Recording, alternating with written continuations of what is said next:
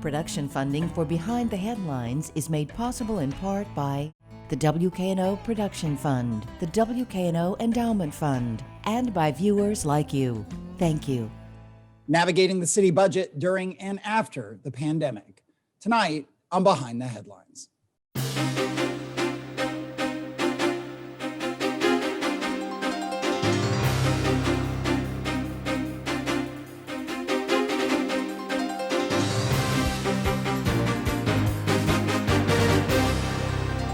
I'm Eric Barnes with the Daily Memphian. Thanks for joining us. We are joined tonight by Shirley Ford, Chief Financial Officer for the City of Memphis. Shirley, thanks for being here. Thank you. It's a pleasure to be back with you and to talk about something very exciting and near and dear to my heart. So thank you. Absolutely. We are also joined by Worth Morgan, Memphis City Council and Chair of the Council's Budget Committee. Worth, thanks for being here again. Yeah, thanks for having me. Along with Bill Dries, reporter with the Daily Memphian. I will go to you first, Shirley. This is obviously a crazy year on so many fronts, but in terms of a budget season, there are a lot of intersecting factors that we'll try to break down and talk through. They include, this is a reappraisal year, which could well lead to a pretty dramatic decrease in the property tax rate for people. There's a huge amount of federal stimulus money that is coming into the coffers of the city. As much as 160, 170 million, and we'll break that down too. And you've also got the debt cliff, as the mayor, and I think you have referred to it, which is, we'll go into the details of this, but it's an opportunity that you all think you have to do about a $200 million investment in various parts of Memphis without having a negative impact on the city's finances. For you, and oh, by the way, you're proposing a $700 million budget as usual, and so on. Well, I guess I'll ask the question of you. What is the most important of all these interrelated elements right now as you go into budget season and go into the next year? Well, that's a good question to start off with. So I'm going to kind of tackle them one by one. Every budget year seems to have some kind of nuance. And, this time last year, it was all about the CARES Act funding and how we could use that and how we couldn't, and some of the guidelines and regulations that were surrounding that source of revenue funding. And then this year, it is the American Rescue Plan Act, which is a little bit more lenient in some ways in terms of what the municipalities can use versus what our CARES Act coronavirus relief funds were. So that's a really important factor as we sit down and look. But the reality of it is that we are just now in the process, and the municipalities are actually receiving the money. So there's a very short period of our fiscal year that we can actually kind of execute on some of that money. But the interesting thing about this money, as opposed to the CARES Act money, which had some very stringent deadlines to it, is this money is available for us to expend through December of 2024, which kind of gives it a little bit of a different spin, because like all of you, I'm hoping that we're still not talking about the pandemic. Yes, we are. I think we all 2024 agree on that. Yes, right.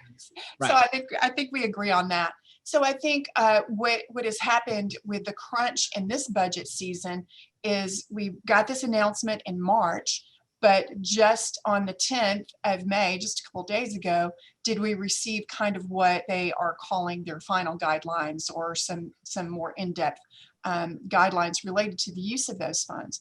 So there were a couple pieces that we could pull into, and a broad range, looking at how those funds could be allocated within this fiscal year. And so we have put those into our proposed amendments to the FY21 budget, and then built them into our FY22 budget to the point of specifically for this money this time, which is very different again than the last money, revenue replacement. And that sounds easy, like here's some revenue replacement, which we could not do with the CARES Act fund. But the nuance with the revenue replacement is that you have to compare pandemic impact lines of your revenue received to your last full pre-pandemic year, for which was fiscal year 2019. Let me interrupt you just for a second. Say with this, and I want to get Worth in. We'll just start with all this CARES Act money. Am I right? Just real quickly to give people some bearings on this. Was I right in saying it's around 160 to 170 million dollars? Is that what it looks like it'll be? And then, they're estimating 168 million. right. And I think you all have talked about what, some $5-6 million that would go towards the tourism development zone money that helps fund some development downtown, where that is normally sales tax money. Obviously, that was down this last year because people weren't downtown spending. $9 million towards the hotel motel tax revenue. Again, makes sense since that there were very few people staying in hotels. And then $9 million more towards city-owned assets. But do you even know yet? I mean, do you view this as a kind of windfall where, hey, let's go ahead and spend some money on new things over and above the usual 700 million-ish budget? Or is it, hey, let's just let's replace what we lost and put the rest in reserves? So there's some interesting aspects to that, and like I said, we received some additional information on May 10th. Our legal team and our administrative team is still kind of piling through that. But I think different than the first here's revenue replacement is that now we have additional guidelines that you can't just pop it in and let it fall into reserves. That it actually has to be expended. So I would love to go, okay, well, let's put 50 million into reserves and hold on to it. But I don't think that's going to be the intent that we are going to have as an allowable use of the funds. All right, let me bring in Worth Morgan. Worth, again, staying on the CARES Act, and again, we'll get to some of these other things like the reappraisal and just in the debt cliff and so on. But what is your sense, again, with some of these guidelines just having gotten to y'all, of where that money can and should go? Yeah, so there are two rounds of federal funding. It's the CARES Act and the American Rescue Plan, which is, the CARES Act has mostly been allocated and encumbered and spent. The American Rescue Plan is that 160 million some odd that we'll be able to spend across 3 fiscal years. And what it did, it took a lot of pressure off of our budgets. We are no longer concerned about our fiscal ability to survive, which was going to be a real struggle for a while. I think in the pandemic, at least the uncertainty of it. And now we can begin to refocus on priorities, and where the federal money really has made us whole in many regards, and even in some areas has allowed us to expend the funds in areas. One of the ways we were debating last night was in terms of fiber for neighborhoods that we wouldn't have been able to do otherwise without the federal funding. Let me bring in Bill Drees here. All right, and Worth, the Budget Committee is in its second week of deliberations and reviewing all of this, correct? Correct. We've had, just last night, I think was our 7th or 8th hearing on the budget, and we're about halfway through. And one of the things that I noted this week is that it looks like there's going to be some attempt by some council members, unknown yet if this amounts to 7 votes, to have some additional funding for the Memphis Area Transit Authority. Gary Rosenfeld, the CEO of MATA, had talked to the council earlier about perhaps having at least $4 million to get a start or to start the first part of what's a $35 million transit vision plan that MATA's had for some time. What do you think the prospects are for that? And has anyone indicated where that additional money might come out of? This is the hard part to get 7 votes.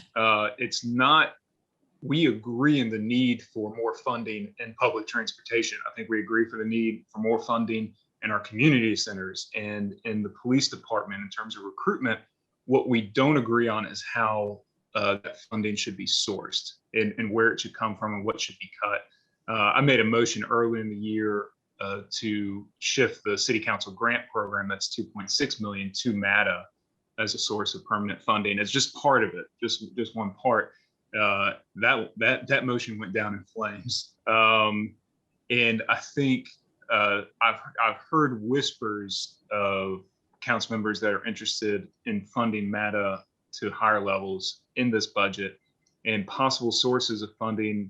You'd have to look at whether or not the federal grants could do it. So there's some questions around that, as well as the referendum tax money from the increase in sales tax, that 0.5%. Some council members have talked about that. That wouldn't be my choice of the source of funding, but I think we're likely to see a motion.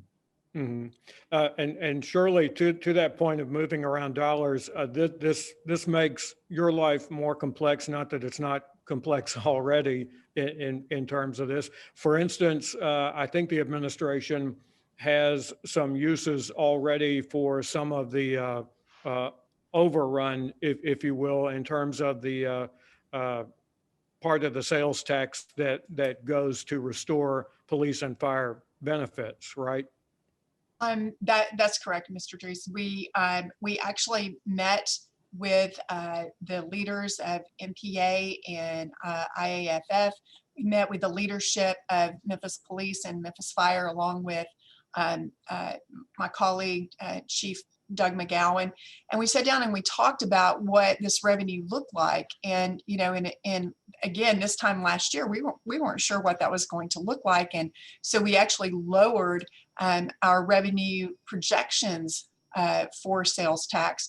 And lo and behold, the big surprise this year was that was not the case. It was actually trending higher than it's ever trended. So that created a real flush of cash into the special revenue fund. And so then the question became, how do we best utilize that with the intent of the referendum? And so we sat down and outlined some areas. The state comptroller's office guided us in making sure that you put aside some of this money into reserves for future years to kind of help with the volatility of the markets and other things that could happen related to those restored benefits. And then the other uses were street maintenance and improvements, which can carry that's a lot broader than just paving and filling potholes. And then also the pre-K funding to allow, if there were excess funds, to fall into the pre-K funding. So you are absolutely correct. There's a lot of moving pieces. And back to your question about how do you fill those blanks? And so what happens to us is we go through this budget process and they approve the budgets as they are in committee. And we all know that on the last day when the budget is up for its third and final reading is usually where we get the, well, I want to make this amendment or I want to make this change. And so it's kind of a quick hustle to make sure that we're doing that. And for instance, with MATA money, $4 million. I mean, when we budgeted this year, you look at the budget, we basically budgeted for about $300,000 to fall to the bottom line. That's not a lot with a municipality this size. I mean, we really focused in on what we think that's going to be and using some of the American Rescue Plan revenue replacement to balance our budget this year. So if you want to take $4 million out of somewhere and give it to MATA, it will be interesting to see how council navigates that, or if they just say, here, we want to do this, you guys got to figure out how to do it. Mm-hmm. Before we go back to Eric Worth, the last time that we talked, you said that there was some sentiment on the council to maybe not just readjust the tax rate to around $2.75 or $2.80 from the current $3.19, that maybe there was going to be a move to tack on a few cents to the property tax rate in the process, but still keep it below the $3 mark. Is that still the case? It wouldn't surprise me, but I think it's going to be increasingly more difficult. Just the way the conversations have gone and listening to council members, we have an excess of revenue for FY21 that we're still in now and have about 6 weeks left. And so I think that would be a more obvious funding source for some of these council members to do programming that would be important to them. So I think that's going to be a much easier political door to walk through than a tax hike. Do you have a dollar estimate on how much that is, how much the overage is? Yeah, right now we're projecting 800 million in revenues and I believe 773 million in expenditures for FY21. So it's about a $27 million excess. And again, we're talking about whether or not we can allow that funding to fall to our reserve fund if it goes unspent, or do we need to go ahead and have a plan, not necessarily spend it all this year, but go ahead and allocate an appropriate, and maybe it rolls over to the next year. And real quickly, before I go back to Eric, Shirley, how does that number line up with what you're looking at? And do you have a suggested use for it? So the amount that Councilman Morgan just mentioned that, looks like for FY21, that projection includes the $26 million of replacement revenue for FY21 that could be used, right? So if you take away the American Rescue Plan money, basically we're going to break even this year. So there's a real, I think there's a real challenge for members, council members who want to try to supplant other uses of the money so that that revenue replacement can fall without becoming excess. So that's going to be really interesting. And into our recertification of the tax rate, the whole purpose of this is to not create a windfall of revenue from the reassessment. And, and it sounds so dramatic that you drop from a tax rate of 3.19 to where we're looking at somewhere between 2.75. It's been a long time since we've had a tax rate that low, but the idea is that with the increased assessed value of the property is that we're not creating a huge revenue windfall of that. So that too is a little balancing act, as if this budget didn't need another element or component to throw in the middle of it. But we will probably finalize the recertification rate, and I will submit that to the state next week. So we'll know what that number is going to be. Go ahead. And it wouldn't be a surprise for the council to have a discussion, make a motion about how to spend funds, only to find out later that it's not legally allowable. That's not necessarily completely unusual. And we're all trying to play catch up and find out just how these funds can be spent. We're going to have a presentation from the state comptroller next week to that extent.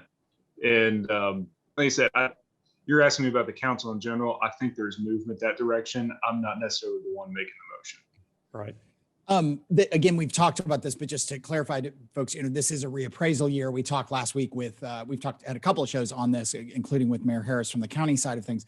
And that, again, every year when this happens, property values, if they go up by state law, the property tax rate has to fall so that cities, municipalities, counties all across the state can't see a windfall. The other thing, and I guess maybe this is a question for, I'll go to Worth on this, but let me go to Shirley on this. And it's a really question for both of you. I assume part of the balancing act, and you alluded to this, both of you, that it is one thing to say, we've got this extra money from the federal government, we can spend it over 4 years. Well, let's go hire a bunch of people.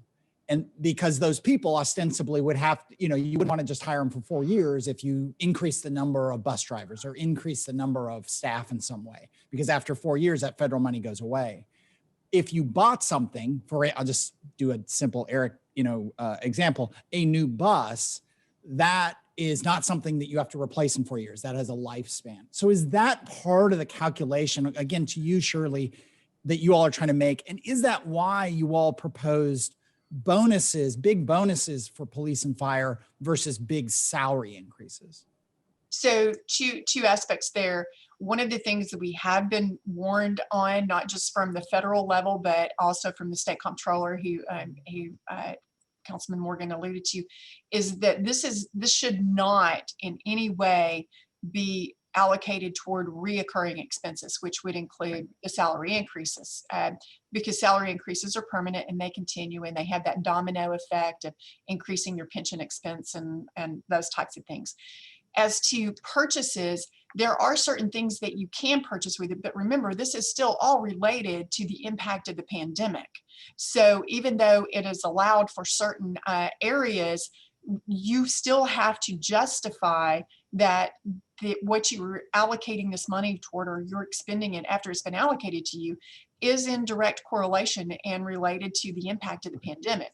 So like the premium pay, that's very specific to infrastructure workers who were essential to continue our operations through the period of the pandemic.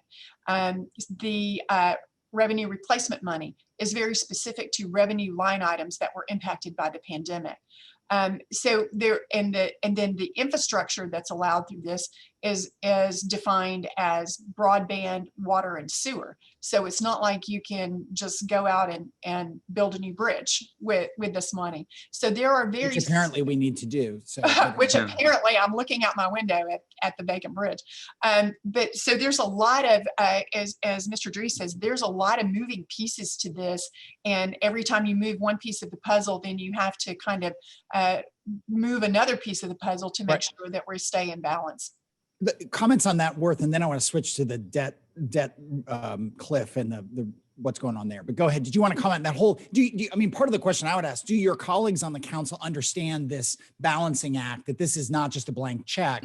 You've got conditions on the money, and there are recur. You don't have to name names, or if you want to. You can. I was about to say, I can't speak.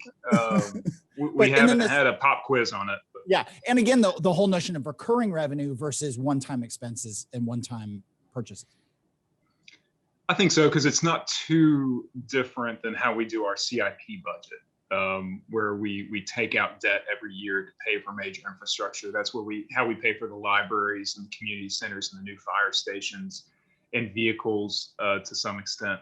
But no, if we want to use this money to hire more police officers in Memphis, which would be my number one priority in the budget, the federal funding is not a source for it.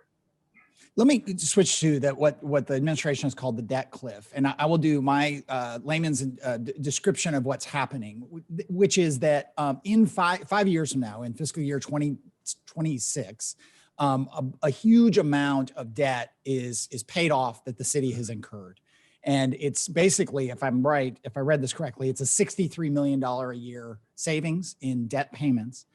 Mayor Strickland came forward with a plan to say we can go ahead now and do $200 million in debt issuing to dedicate towards various improvements. We don't have to start paying on that $200 million till 5 years when the other big chunk rolls off.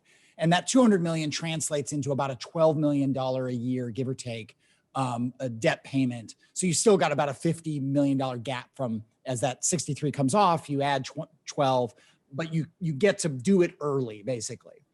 I think you, Worth, said, I think I read a quote from one of Bill's stories that you said, it took me a while to get comfortable with this.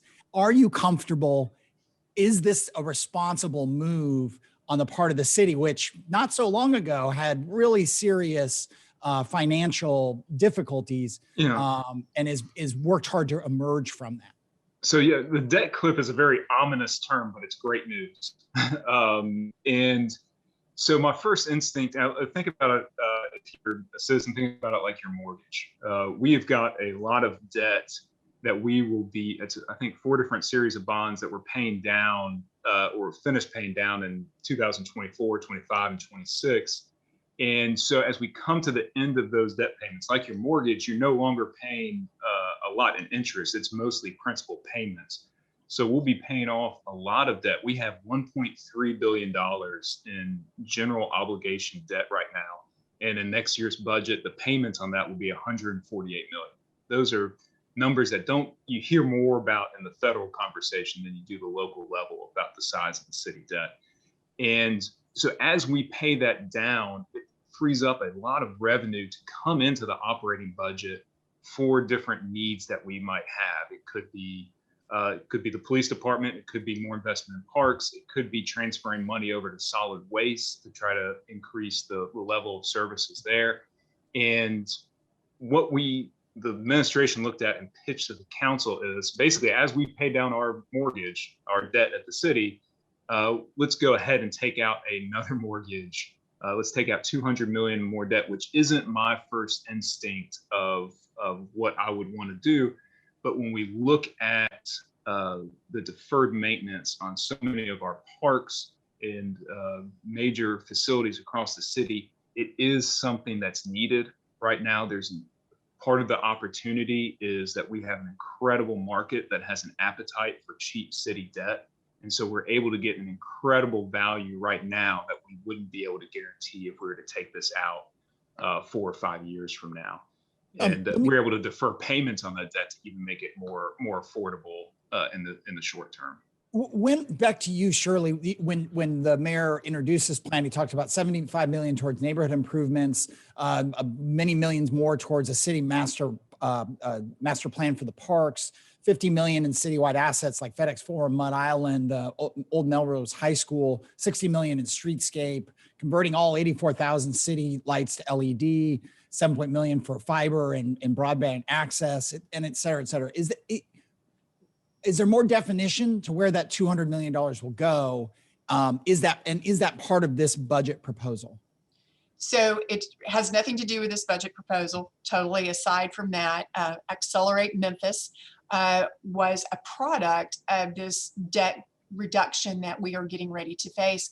And so we're going, okay, in 5 years, we're going to have all of this money. It would be a shame if we can't use it now. So Chief McGowan and I approached the state comptroller's office because it is what, as Councilman Morgan said, a balloon indebtedness. We are not going to be paying back on this for 5 years. So the payments will actually coincide with the reduction in debt.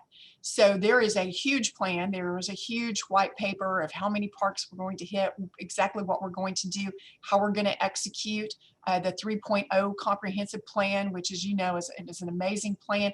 And I would love to have another show just to talk about Accelerate Memphis and the debt. I mean, this is one of the most exciting physical in terms of monetary impacts that the city is going to experience in a long time. Well, I'm sure we will do another show on it, and I'll give Bill more time to ask questions when we do that. So apologies to Bill here at the end. But what is the time frame, real quickly, Shirley, in terms of what happens next? Have you gotten approval from the state on this? Yes, we already have approval from the state. We already have approval to issue the bonds. So we're looking at having bonds issued for capital appreciation bonds by the end of June, and so that we're ready to execute in July, and we plan to execute these plans over the next 3 years, fully completed in the next 3 years. Will the council vote on the details of that, I assume, Worth? They have already approved. Already. They've already approved the plan itself. Okay, but there won't be revisions in the specifics from this point? Not at this point. Okay. We will do another show on that at some point here. Thank you both for being here. That is all the time we have this week. You can get the full episodes of the show at WKNO.org, or you can download the podcast from the Daily Memphian site, iTunes, Spotify, wherever you get your podcasts. Thanks, and join us next week for a conversation about the Parks Master Plan.